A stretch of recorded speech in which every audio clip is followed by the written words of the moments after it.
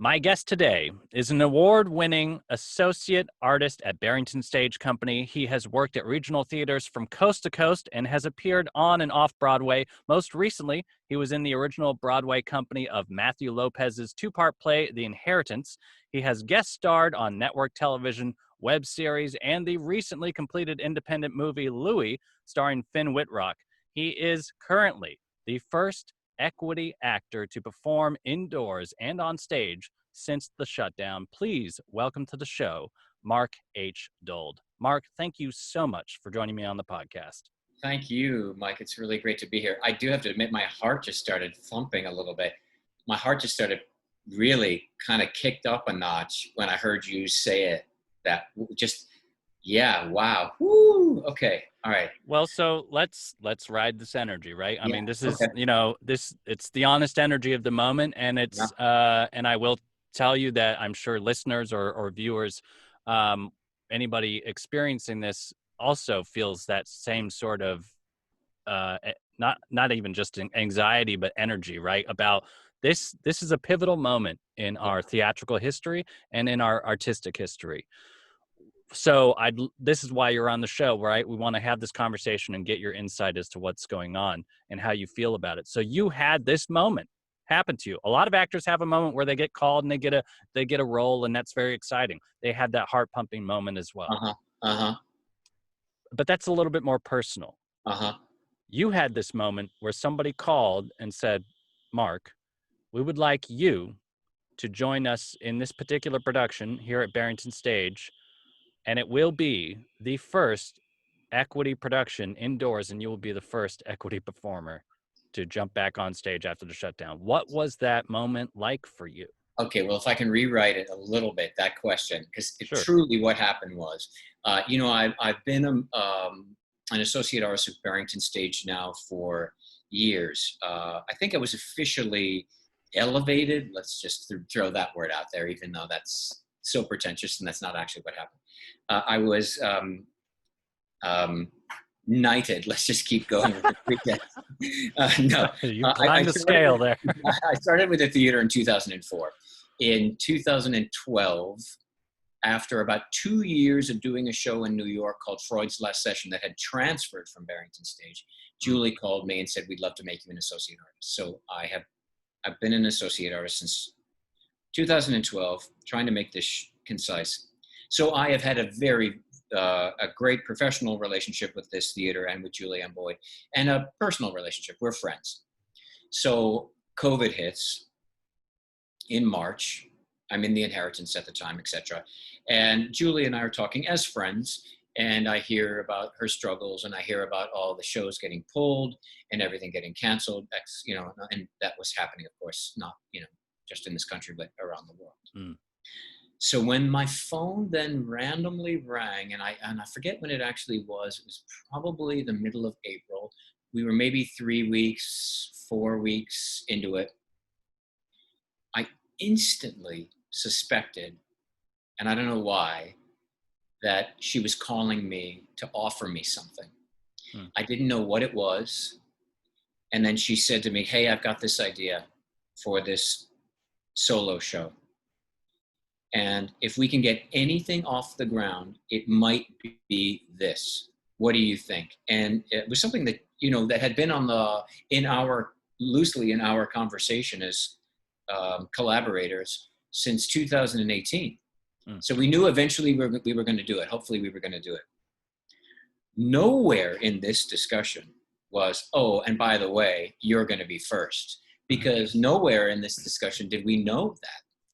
That's right. We didn't, we didn't know what other theaters' plans were. Other theaters were still kind of adapting, expanding, contracting, still trying to figure out what in the world can we do, what should we do, etc. So when the phone call first came in, to answer your question, I didn't know it was going to be the first. Then, as things started, as the virus kept morphing and things kept developing, and realizing, oh, this theater's canceling their season. Oh, this theater's canceling their season. Oh, they're postponing to this. They're postponing to that. And all the other little dominoes started to fall. And we were kind of left then it hit all of us, not just me, but Julie. Oh, not only are we possibly the first in the Berkshires, in the region, in the state, oh my goodness, we are the first, full stop. Hmm. And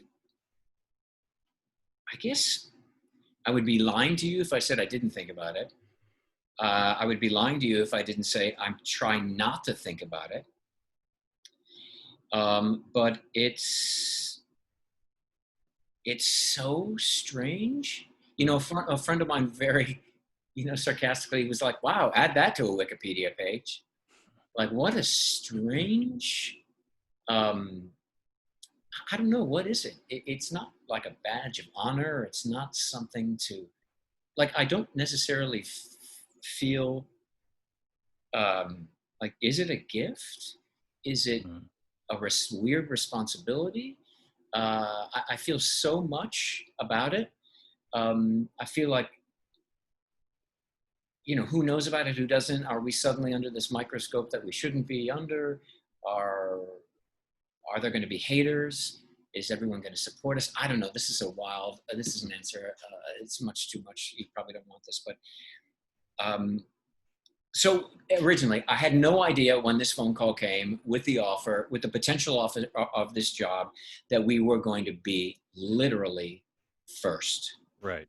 That all came later, the kind of, and I try daily not to let that become kind of a tsunami. That's fantastic. And again, it sort of points out that, you are still, regardless of your moment in history, as it eventually came to you, it eventually whittled its way down to you guys having this sort of moment in our collective artistic history. Yeah. But you still, at the end of the day, are an actor that has a job to do, right? You're an actor that has a story to tell. You have the process in which to tell that, however adjusted that process might be. And then, of course, there's the team around you that is there to support the story, you, the entire production team, and the audience who ends up coming to see it. And then there's I think the theater community at large, who has also a greater role, which is allow you guys to do your job. Yeah. Assuming everything is safe and not reckless and things like that, which of course we'll dive into because we'd love to know about the process. As long as that is happening and we're not ignoring, the practicality of everyone's safety and our ability to do this again repeatedly and employ more people in the future, then we have to let that happen. So that's everybody's role in this, from you being the one person, and thankfully a show that can be done with one person, right, and then all the way up to everybody as a whole being able to support this moving forward. And I will say, so much went into this process, and it was a it was a very flexible is not the right word, but it just kept changing every day. Everything kept changing. Julie had an idea. Okay, we'll do this. Well, also I should say, the reason why Julie said to me, and it's really not about her theater per se. It meant so much to her to do something for art and for this community.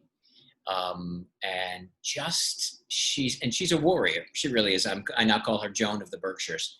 And listen, and we have to, I do need to preface this. Every time I say Julie Boyd, we just have to also say, and Kate McGuire and Berkshire Theater Group, because they are doing this concurrently.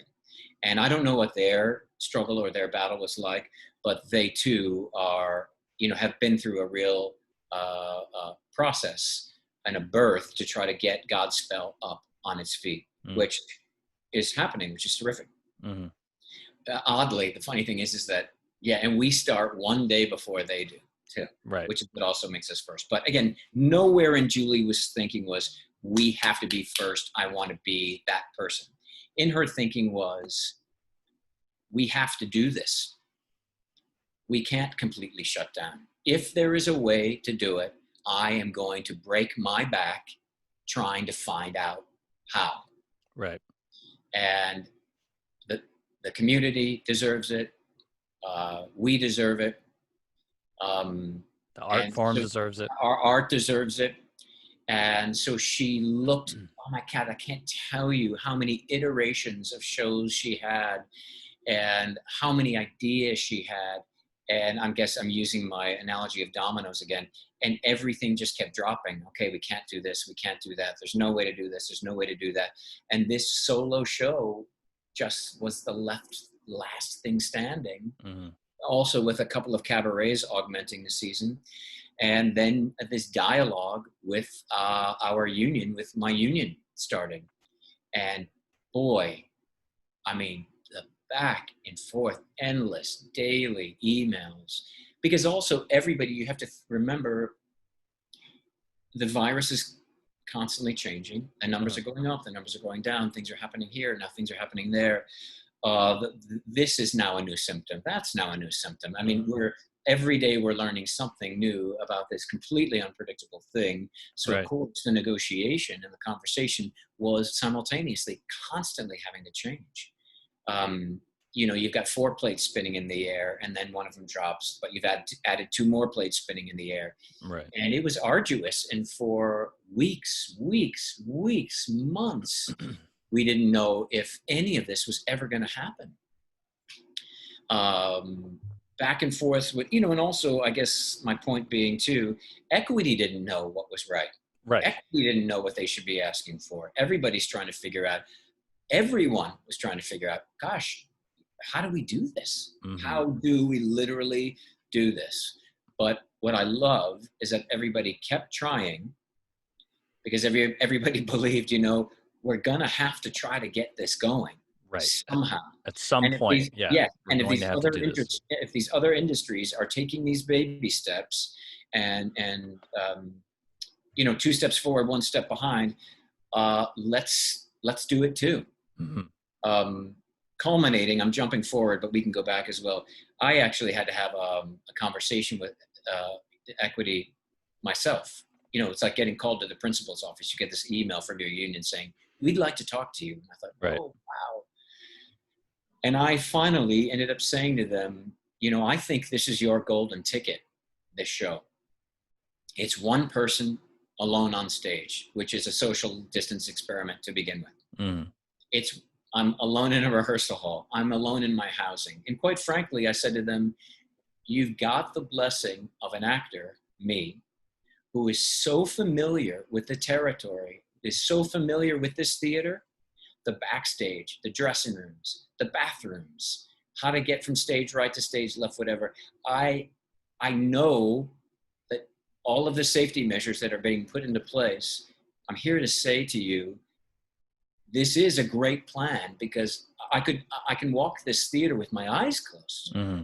Now, if it wasn't that, if it was some other place where I hadn't worked before or an actor who hadn't worked in the space before, I don't know if we would be having this conversation. Mm-hmm. Or I don't know what the end result would be. But I did say to them, this particular play with this actor who knows this particular space and this, you know, I'm in the same housing I've been in 4 other times. Mm-hmm.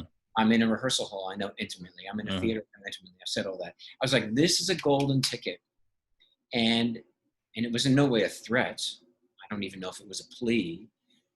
But in that moment, I thought, and I said to them, if we can't get this thing to get it, we can't green light this, then you're waiting for a vaccine, I think. Right. Well, I don't know, because it's not perfect. It's not going to be perfect. But I don't know how close you can get to an ideal scenario other than this. Yeah. And I'm in agreement with you. And, you know, I think that's incredibly valid points. And at some point, the union certainly understood this. At some point, they have to step forward and either make one of 2 decisions, right? Make a decision that, like, here's how we are going to do theater in this moment, or we will not be doing theater until we have a vaccine we can Right. guarantee them Right. And that. I'm not saying, oh, now you only hire actors who've worked at the same theater before. No, of Because, course not. I they're, understand that, and I think they understood that too, and I think it's totally fair. But at some point, you're right that they have to make a move, and that's sort of the problem that a lot of certainly a lot of creative folks right now are in, but a lot of businesses and everybody around the world, we're in such an unprecedented situation that one of the most dangerous things you can do long term is not make any decisions, right? right. Because you get fear starts to set in and you're like, Right. oh, I don't want to make the wrong decision. Well, then you make no decisions and you're not moving anywhere and you're waiting for somebody else to make a call, which could be entirely wrong and entirely too late. Right. So it's important to step forward when it's safe to do so, and when you can make the best decision possible with all the information you have available. And artists, naturally, historically, have always been the ones to step forward first, usually, and lead the cultural experience. And now we have this unique moment to do the same. I totally agree with you. And also, listen, this is in no way a money-making opportunity for this theater, Right. which is not why the tens of thousands of dollars. Listen, I don't know. I haven't looked at the books, nor have I ever, but I cannot imagine the transformation to this space and everything that they've had to incorporate. So that has nothing to do with it. Right. Yeah, but I agree with you. And I was very willing. And also I was very willing to help not only art, and again, for me, it wasn't like, I want to be first, because again, I didn't know it was going to be, but this institution means so much to me, and Julie Boyd means so much to me. This has been a real artistic home. I mean, truly, the kind of actor that this theater makes, the kind of artist I feel like when I'm here is the kind of artist that the little nerd kid in me when I was 5 years old dreamed about being. So I have taken other risks to work here before, and I'm willing to take this one. It's a calculated risk, but it's a really well-considered, really thought out, thorough plan. Now, I know that we are still dealing with this thing that doesn't give a damn about plans or thoroughness or this, that. It's going to find a way to do what it keeps doing and replicating the way it wants to keep replicating, regardless. I'm fully aware of that. But I applaud what's happening here in a way that I can't even begin to express. And I don't care what the show was, I was going to say yes to it. So let's talk about that plan a little bit, right? So I'd love to get, everybody, I think, listening and watching is very interested in the details of so how are you guys keeping yourself safe? What is the process that the theater is going through, and that you maybe personally are going through, in order to ensure that you can get this show up and do it in the best way possible? Terrific. Okay, I'll give you some of the highlights.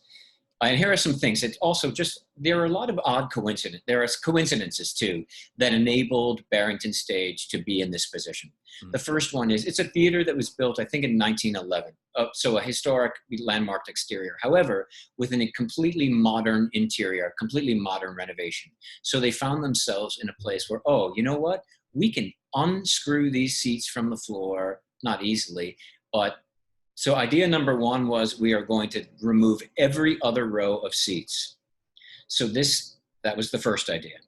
But they found themselves in a theater where you could do that. Maybe you can't do that on Broadway, etc.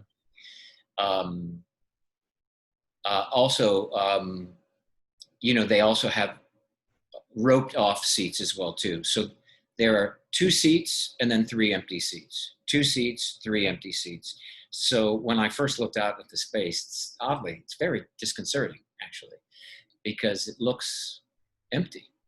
The theater, I think the main stage has a capacity of 500 and change.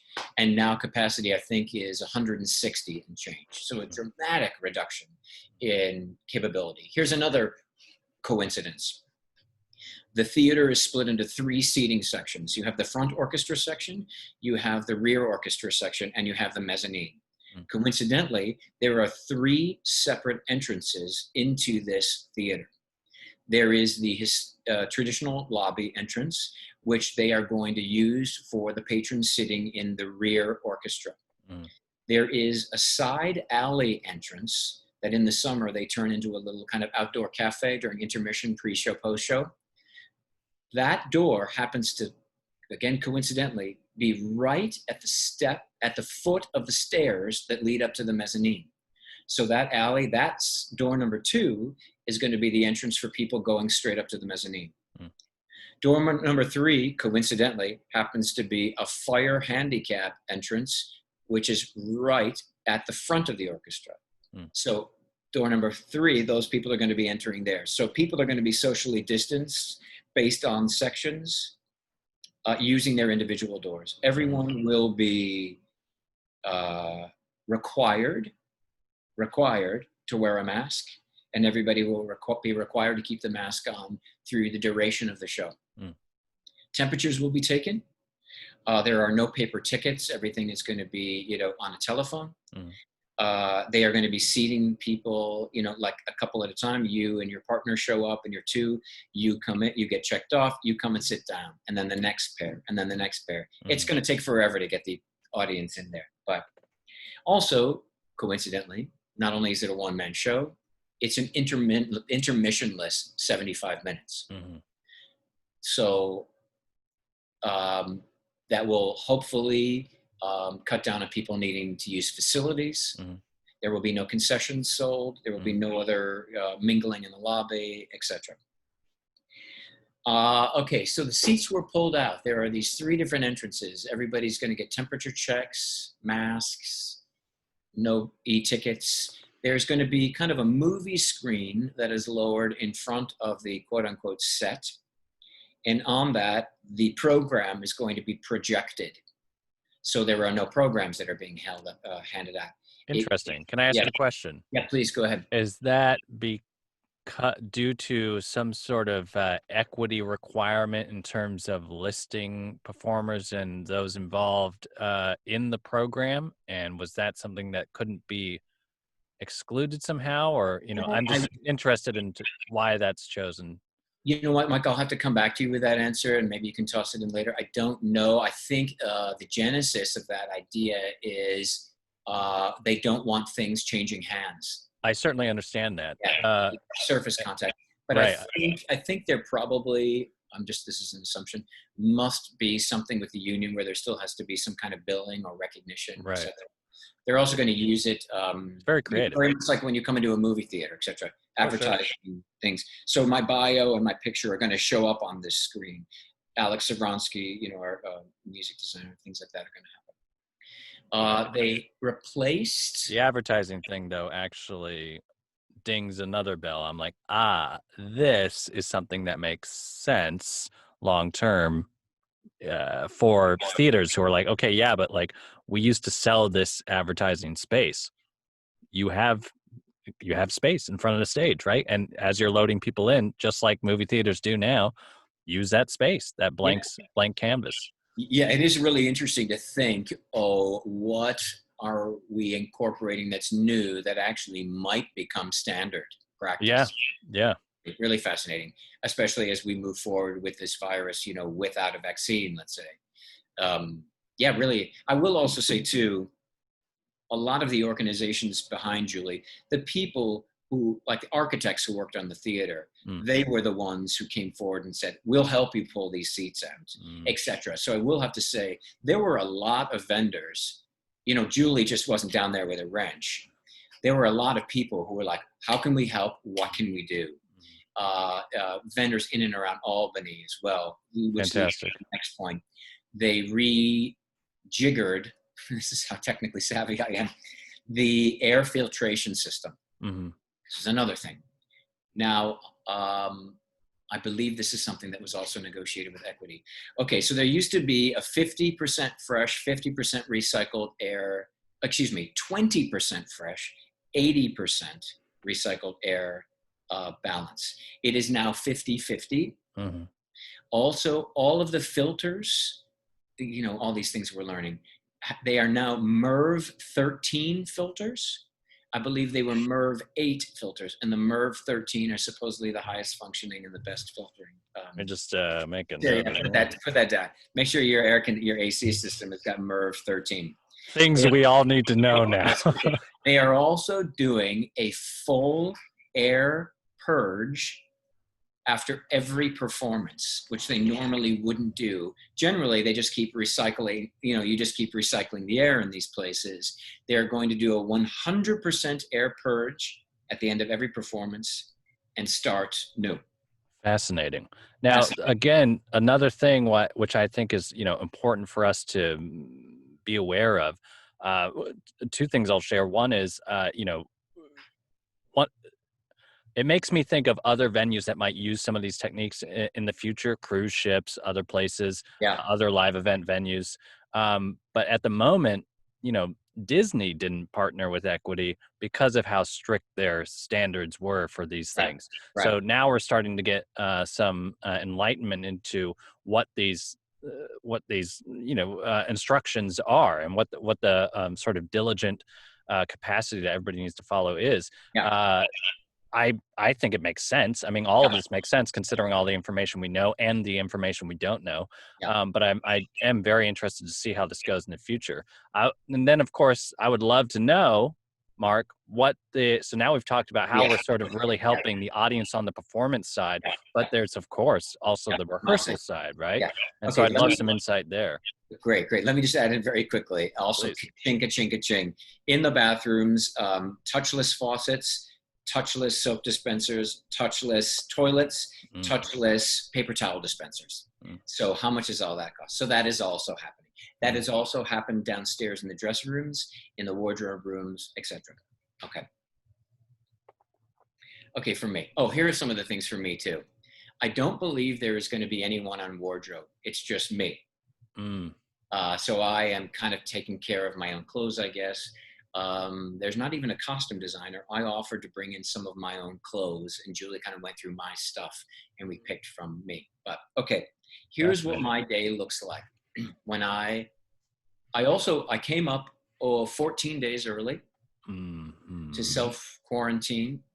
Even ultimately, Equity did not end up asking me to do that. That was originally one of the negotiation points.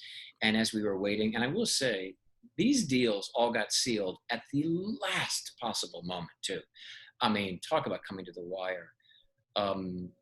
And Jeff Baranda, our amazing stage manager, and I were saying to the union, if you want us to self-quarantine, you need to green light this show now, because, stage manager comes up a week before the actor too. Yep. Jeff had like 2 days before. Equity ended up not asking us to self-quarantine, much to the credit of the citizens of Berkshire County, I would say, because the numbers are now so low here, and have they sustained their lack of virus here. I wouldn't say there's a complete absence of it, but Equity didn't feel like this was a region where people needed to self-quarantine. However, so this is what it's like but I decided to do it anyway. Here's what my day looks like. So the first thing I had to agree to was I have to be tested once a week. We all have to be tested once a week. There is the director, there is the stage manager, there is the director's assistant, and myself. We are each tested once a week at the theater's expense. Rapid testing. So we generally get tested on a Monday, which is the day off. So we all know before we go into rehearsal on Tuesday that we're fine. Okay. When I walk into the rehearsal building, I also have my own entrance. The stage manager and we have our own entrance. It's all these weird coincidences. There are 3 different ways into this building. One entrance has basically been designated as mine. I go up the stairs, and when I hit the second floor where all the rehearsal spaces are for Barrington, the first, what is presented is there's a table, and on this table, it's basically my sanitation station. There is a thermometer in one bowl, there is a pulse oximeter in another bowl, and then there is a third bowl that is called dirty. And then there are masks, there are rubber gloves if I feel like I need them. There is a bottle of hydrogen peroxide solution dissolved. There is also hand sanitizer, and there is a spray bottle of isopropyl rubbing alcohol. I am required daily to take my temperature, do my pulse oximeter, and then I put them in the empty bowl. I clean them off and put them back. I then have to go to a Google document every day, put the day's date in, my name, let them know what Barrington Stage building I am entering. I have to tell them, the question is, was your temperature below 100 degrees? Yes, no. Is your pulse oximeter reading above 90%? Yes, no. You hit send, you wait for like a little green check mark, and then when you get that check mark, then, and only then, can I then walk, I don't know, 4 yards into the actual rehearsal studio. So you have to do all of that and wait for like the hypothetical ding, ding, ding, and then you walk into the room. Now, is this on an app on your phone, or is this where? Okay, so this is on your personal device that you are completing this information. Yeah, this is where I'm putting all of this into my phone. Now, I mentioned those 4 people. We are the only 4 people allowed in that rehearsal room. Nobody else, you can't even stick your head in the door. There are other theater staff members who are allowed on the floor, but everyone, not only on that floor, but everyone in the building is masked from the second they walk in to the moment they leave. I too, when I leave my rehearsal space, even though I've checked, all those boxes, if I venture anywhere else in the building to pick up a package that has arrived or check my mail or ask a question about my paycheck or whatever, who knew we'd ever get paid again? I too have to wear my mask. But you are not wearing your mask during the rehearsal of your production. I am not wearing my mask during the rehearsal of my production. However, everyone else is in the room. The stage manager, the director, and the assistant director are, I'd say, at least 12 feet away from me. And if they come up, any of them come up from behind their kind of desks, which we're using as a barrier, mask on, come over, conversation, they go back, mask off. Or however, I will say the stage manager and our assistant director, and Julie too, I will say with frequency, I will, because the audience is my scene partner in the show, so I'm talking to them, and they just leave their masks on, even though they don't have to. Also in the rehearsal studios are ionizers. Don't get me started with that. It has something to do with air particles and whatever. Also, everywhere in the rehearsal studio as well, touchless, everything. I also have my own designated bathroom. Okay. So I share it with the stage manager, but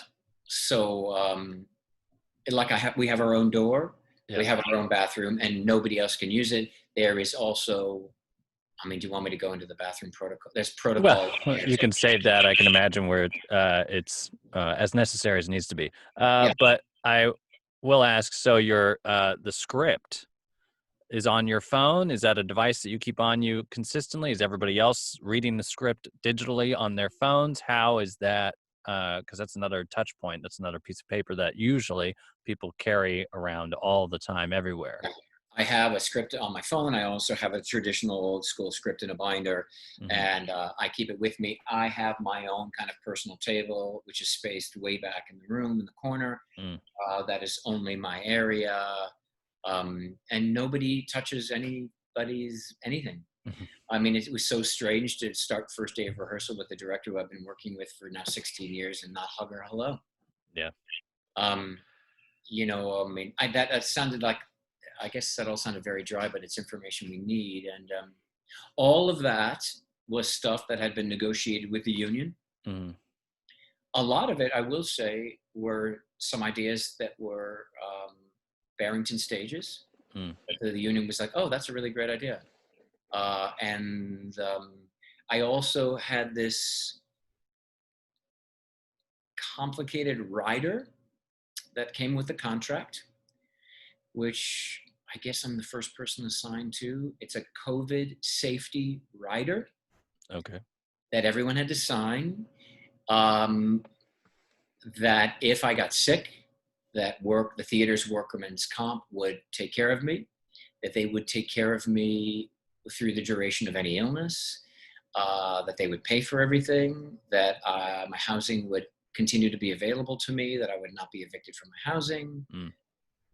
Things about how clean my car had to be, things about how my housing has to be cleaned. It's so thorough. And the weird thing, and maybe I shouldn't say this, but I'm going to anyway. Equity, when we had this private chat with them, they said, we have to get this right the first time, or we're going to get angry tweets, we're going to get angry emails, and people, there's going to be mayhem. But I said to them, and maybe I'm wrong, but I said, listen, we're not going to get it 100% right. We're just not. We have to try, and we're going to learn. And we're going to see, that was actually overkill. We don't really need to do that or spend the money on that. Oh, you know what? We really didn't think that through enough, and we need to double down on that. And but I'm just thrilled that it's happening. It reminds me of a phrase I've used on the show often, and I think is very important. Again, being in this moment of like, trying to make something perfect, first of all, is never going to happen. And if anybody should understand that, it's theater artists. Yeah. It's never perfect, never was perfect. It's not supposed to be perfect. I understand in this particular case, we're talking about people's lives, and we must do everything possible to ensure their safety and the safety of the institution as a whole. But you can't get it perfect. But you have to get it done. If you don't get it done, I say done is better than perfect. If you don't get it done, you're never even going to come close to what you think perfect might be. So you gotta take action. You gotta get it done. Exactly. How are we ever going to listen? Sooner or later, we're gonna have to try something, right? Yeah. So, yay! So we're trying it, and we're in my opinion, one guy with a theater that he knows, an intermissionless experience. It all seemed to be like, wow, you know what? This is really the best case scenario, people. Let's try to get this one up and running, right? And keep our fingers crossed and behave as responsibly as possible and see what happens. And to that point, forgive me if I'm babbling, I do need to say real credit, and I've said this in other interviews, which is why I need to say it to you. The citizens of this county and the state and the city in particular have behaved so responsibly. And really, if it weren't for that behavior, none of this would be happening. It would be a moot point. And I will tell you, I walk around or I drive around the streets of Pittsfield, and I am shocked how responsible people are being. Now, you're going to know where I am politically, but as I continue this statement, which is fine, I don't care.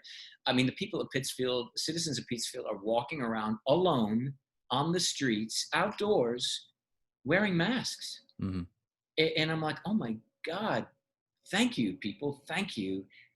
This is probably what we all need to be doing and what we all should be doing. And if we were, maybe we would be better off. I don't know. We would certainly be in a better position, and certainly we'd be able to do more of what we love. And I think it really speaks to the point of theater, especially art as a whole, usually, but theater especially, has always been a community. Yeah. It cannot happen without a community. You telling a story to someone else is immediately a community. That is a community of people listening to the story, and the story only exists because someone else created it, has told it before, and that is a community flowing through you to someone else so that they can pass it on again. That is the entire point, is to bring people together. Right. It's amazing. And build a community. And the reason this story is happening may in fact be because of this community. Exactly right. Now, what Equity is going to do, or what other theaters are going to do in hotter spots. I'm not an epidemiologist. I'm an actor. I don't know. Right. But hopefully some of the baby steps we're taking here, I mean, some of them are baby steps, some of them are massive and have been very expensive. Hopefully we're all going to know better. Listen, I know Julie's learning something every day, like, oh, let's keep doing that. It's a really good idea. And you know what? We should have done that years ago. I'm glad we did that now. And oh, it's just better this way, isn't it? Let's keep this up. Right. Little things like that. I hear things like that. But yeah. So that said, Mark, let's take sort of what we're learning in this experience, what you guys are learning, we're learning through you in this moment, and people like Julie, what she's learning, and the community as a whole. How do you see this moving forward? What is it? What is the experience like? I guess that you're going to see it sort of evolve for the theatrical community. What is your hope, maybe, that we, as a theatrical community and artistic community, gain from the experience that you're all sort of pioneering in this moment? Wow. Well, I think we're all going to learn how truly essential art is. Mm, And that it can, in a weird, in its magical way, really be healing. And it really goes back to your word, that word community, and to remind us uh, how special coming together is. And I don't know where I'm going to go with this. I just, art, it also just takes us away, mm, right? It reminds us of what was, it gets us thinking of what could be. It inspires us, it moves us, it transports us. I mean, truly, quite frankly, maybe one of the best thing that's going to come out of this is that people are going to be able to escape for a little while and forget about what's going on, or just another opportunity just to get out of the house mm-hmm.